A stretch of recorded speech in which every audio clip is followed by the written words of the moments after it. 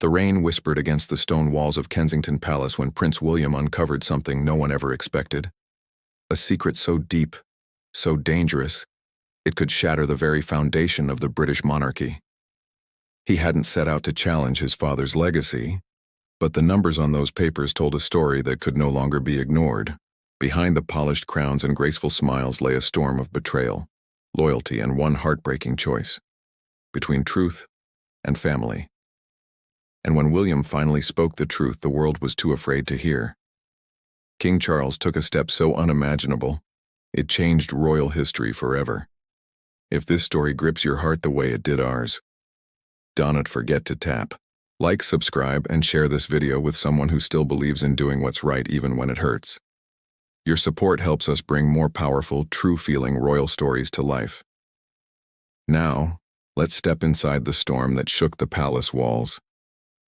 The night air around Kensington Palace was heavy with rain, the kind that seemed to echo every anxious heartbeat inside its walls. Behind the tall windows of his private study, Prince William sat motionless, staring at rows of financial documents scattered across his mahogany desk.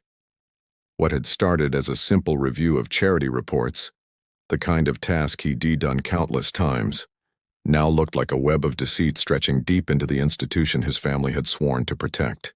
The fire beside him crackled, but William barely noticed. His jaw was tight, his blue eyes fixed on the damning columns of numbers that refused to make sense. Millions of pounds, meant for vulnerable children, disaster victims, and struggling families, had vanished, disguised beneath administrative jargon and hidden accounts. The deeper he dug, the darker it became. At first, he thought it was an accounting error. Then came the missing receipts, the forged signatures, and the private payments that led nowhere. Each discovery chipped away at the image he had grown up believing, the image of a monarchy built on service and honor. The sound of soft footsteps pulled him from his thoughts. Catherine entered quietly, her hands wrapped around a steaming cup of tea. She set it beside him, her eyes tracing the tension in his face. "You haven't eaten since morning," she said gently. "The children keep asking where Papa is." William looked up, exhaustion shadowing his expression. "Kate, what would you do if you found something that could destroy everything? Something that would make the world see us differently, not as protectors but as hypocrites?" She sat beside him, sensing the weight behind his words. "Tell me," she whispered. William hesitated, then slid a document across the table. This started as a small irregularity, a few £1,000s missing from a charity fund. But then it became millions. Money that was supposed to rebuild homes, feed children, save lives. Gone, diverted into private accounts, some belonging to people who have served this family for decades. Catherine's eyes widened. "You mean?" "Yes," he said quietly. "People close to Father, his most trusted advisors." A chill passed between them, louder than the storm outside. Catherine's hand trembled slightly as she traced the edge of one page. "Have you spoken to anyone else about this?" "I tried," William admitted. "Sir Edward told me to drop it, said some things were better left unexamined for the good of the monarchy. Margaret warned me I was playing with fire. They all know something, Kate. They're protecting someone, or protecting themselves." Catherine looked at him with the calm of someone who knew this was more than a scandal. It was a test of conscience. "Then the question isn't what they'll do," she said softly. "It's what you will." William turned toward the rain-slicked window, his reflection fractured in the glass. If Father knows, he's complicit. If he doesn't, it makes him look blind. Either way, it destroys everything he's built. The silence stretched between them, the kind that fills a room before a storm truly breaks. Finally, Catherine spoke again, her voice steady. "You already know what you have to do, William. You've always known. Do the right thing, no matter the cost." He met her gaze and saw in her eyes the same moral courage that had drawn him to her years ago. "It could tear this family apart," he murmured. "Maybe," she said. "But the truth is, the only thing that can save it." The following morning, William called in his private secretary, James, a man he trusted completely. "James," he began, his tone measured but firm. What I'm about to show you cannot leave this room. James nodded gravely. William laid out everything. The missing funds, the shell companies, the transfers that pointed to something far more orchestrated than mere carelessness. As James reviewed the documents, his face grew pale. If this is accurate, sir, he said quietly, this could destroy the monarchy's credibility. William exhaled slowly. Then we have no choice but to face it. James hesitated. If you start digging deeper, people will notice. Some of those involved have the power to silence investigations before they begin. I'm aware, William said. That's why we move quietly. Contact David Morrison at the Financial Conduct Authority. Off the record. Tell him I need to speak privately. James nodded, but just as he stood to leave, William's phone buzzed. A message appeared on the screen from an unknown number. Some doors are better left unopened. Think of your family's future. A cold dread rippled through him. The threat was clear and personal. Catherine found him standing by the window minutes later, phone in hand. He showed her the message silently. Her eyes hardened. They are scared, William. That means you're getting close. He nodded, his voice low. Then we can't stop now. Outside, the rain had eased, but thunder still rolled in the distance, a warning of the storm yet to come. Inside the palace, William Windsor, future king, had just crossed an invisible line, from loyal son to truth seeker. And with that choice, the course of royal history quietly began to change. The rain had stopped, but the storm inside Kensington Palace had only just begun. For days, Prince William had barely slept. Every time he closed his eyes, he saw those ledgers, those missing funds, those signatures that didn't belong where they should have been. Now, there was no avoiding it. It was time to confront the one man who deserved to know everything, and the one man he least wanted to hurt. His father, King Charles III. Clarence's house was quiet that afternoon, the kind of quiet that feels like it's holding its breath. When William entered his father's study, he found Charles by the window, lost in thought. Books and documents lay around him, yet none of them, William knew, could prepare him for what he was about to hear. "Father," William began, his voice steady but low, "there's something I've discovered, something serious." Charles toned, sensing the tension in his son's voice. "You look troubled. Sit down. Tell me what's going on." William hesitated, just for a moment, then began from the beginning. He spoke of the discrepancies, the diverted funds, the hush payments to the press, the offshore accounts that linked back to people inside the royal household. He didn't dramatize it. He didn't soften it. He simply laid bare the truth. With each revelation, the color drained from Charles's face. At one point, he raised a trembling hand to his mouth, as if to steady himself. "How long has this been going on?" he asked quietly. "At least 7 years," William said. "Maybe longer." Charles sank back in his chair, his shoulders heavy with disbelief. "And you're certain these people are connected to my office?" "Yes," William replied. "Some of your most trusted advisors. Sir Edward, Margaret, others whose names I can't share yet until everything's verified." The silence that followed was suffocating. The weight of it pressed against the walls. Finally, Charles rose and walked toward the window, the same view he had stared through for decades, the skyline of London framed in grey light.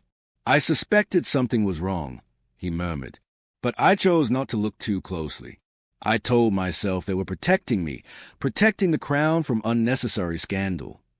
He turned, meeting William's eyes. "Perhaps I was protecting myself."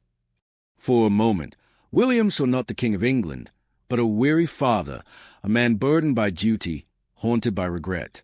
"Father," he said softly, "the investigation has already begun. The Financial Conduct Authority is involved, and when this becomes public, and it will, the monarchy will face its greatest test in modern history." Charles nodded slowly, his expression unreadable. "You were right to tell me." Then, after a pause, "Do you believe I'm complicit?" The question cut like a blade. William's throat tightened.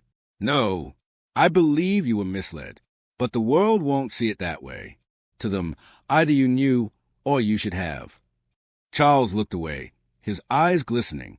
I spent my entire life waiting to modernize this institution, to prove that tradition and transparency could coexist. And now this. He shook his head. My reign may already be over. William stepped closer. It doesn't have to be. We can still choose how the story is told. We tell the truth before anyone else does. We admit the wrongdoing, cooperate fully, and show the public that we will clean our own house. Charles studied his son, as if seeing him anew. You sound more like a king than I ever have, he said quietly. I'm just doing what you taught me, father, William replied, to serve with integrity. The king smiled faintly, the kind of smile that comes from both pride and heartbreak. And what about the men involved? Some of them have been like family to me. Then that's all the more reason to act, William said. We can't protect those who betrayed the very people we're meant to save. Charles closed his eyes for a moment. When he opened them again, there was resolve behind the weariness. Then it ends here. No more secrecy. No more silence. Prepare a statement. The palace will cooperate with every investigation. Let justice take its course. William exhaled for what felt like the first time in days. Thank you, father. But Charles wasn't finished. He gestured for his son to sit again. You should understand, William, this won't stop with a statement. The press will dig. Parliament will circle like vultures. And when they can't find enough to feed on, they'll come for me. For you. For the children. William nodded. I know, but if we don't face this now, George will face it later, and it'll be worse. For a long while, neither spoke. The sound of distant church bells floated through the window, soft and somber. Finally, Charles broke the silence. Perhaps this is what the monarchy needs, not destruction, but cleansing. Your mother would have understood that. William looked down, emotion tightening his chest. She would have wanted us to do the right thing. Charles gave a slow nod. Then that's what we'll do, whatever it costs.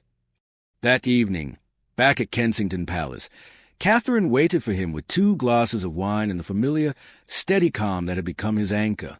How did he take it? She asked softly. William sat beside her, his shoulders heavy, his devastated. But he understands. He knows we have to tell the truth. And you? She asked. Do you regret exposing it? He looked into the fire, then at her. No, because if we hide it, we lose everything that matters.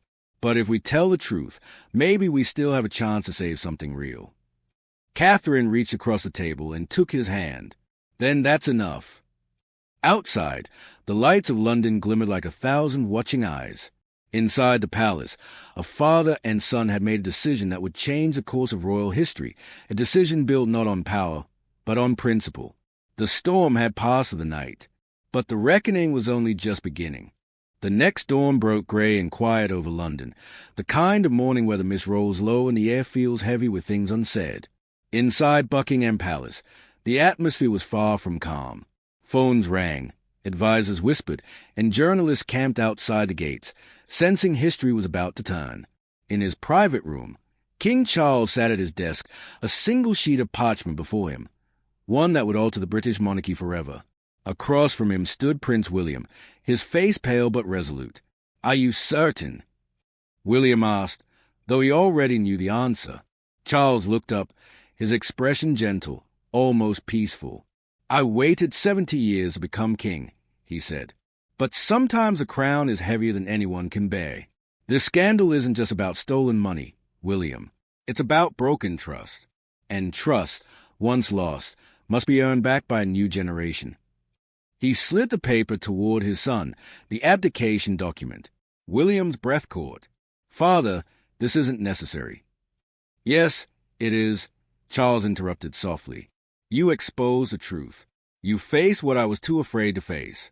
The monarchy needs that kind of courage now, not tradition, not comfort, but honesty.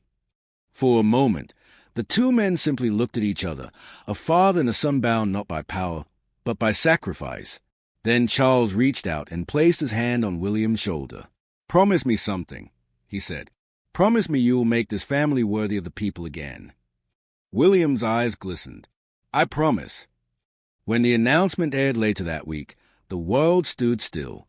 King Charles addressed the nation with quiet dignity, acknowledging his failure to detect wrongdoing within the royal household and taking full responsibility. "While I was not personally involved," he said, "I bear the weight of what occurred under my watch. To rebuild trust, I must step aside." The next day, William would proclaim King William V and Catherine the new queen consort. Their coronation was modest, stripped of lavish displays, a deliberate message that humility had returned to the palace. William's first public speech as king was unlike any royal address in living memory. "The monarchy," he said, "belongs not to us, but to you, the people, and we will earn back your trust not through our titles, but through our actions." It wasn't polished or poetic. It was real, and it touched hearts around the world. Weeks passed. The investigations continued. Corrupt officials were arrested, charities repaid, and royal finances opened for the first time in centuries. Through it all, William and Catherine stood side by side, battered but unbroken. One evening, after the children were asleep, William stood by the window of Windsor Castle, watching the last light fade over the gardens. Catherine joined him, her hand finding his. "Do you ever wish you'd stayed silent?" she asked softly. William thought for a long moment. "No," he said finally, "because silence would have saved the crown, but it would have cost our soul." He turned to her, his expression filled with quiet conviction. "We didn't destroy the monarchy, Kate. We rebuilt it." And as the bells of Westminster chimed in the distance, King William V knew that the monarchy, scarred but reborn, would endure, not because of its history, but because, at last, it had remembered its heart. Clap aboard, O you tell, for audience almost equals 250 words. And that was the story of the day Prince William chose truth over tradition, and King Charles took the unthinkable step that changed the monarchy forever. It wasn't just a story about royalty. It was about courage, integrity, and the cost of doing what's right when the world expects you to stay silent. Think about it. How many of us would risk everything? Family, reputation, legacy, just to stand for the truth? When William uncovered corruption, he could have turned away, but he didn't. When Charles faced a storm, he didn't hide behind the crown. He laid it down. That's not weakness. That's strength. Maybe that's why this story touches so many hearts. Because it reminds us that honor isn't inherited. It's owned. And sometimes, doing the right thing doesn't make you powerful. It makes you human.